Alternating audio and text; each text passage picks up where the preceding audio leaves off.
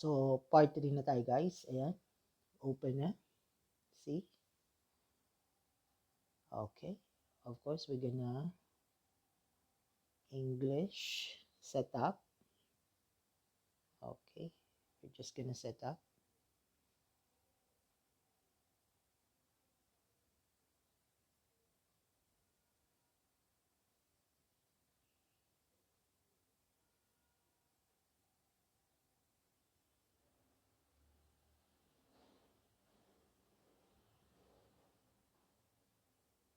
Okay, I'm just setting it up.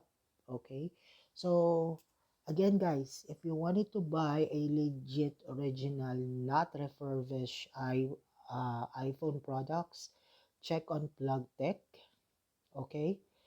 You can install their application on Google Play and or Apple Store. You can check their website, PlugTech, and you can view several Apple products there that is not refurbished.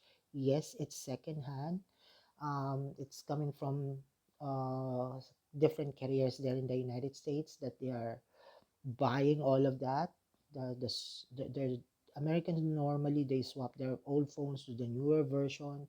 So all of that phone that they swap from those different carriers, binibili nila yon, and then they're gonna clean it, they're gonna test it, quality control and everything, and then they're gonna sell it online or on their application. So check it out guys. So again, it's iPhone 12 in excellent condition. Okay guys, thank you. Isi-set up ko lang to. And then, I will tell you on what is the difference on this compared to buying the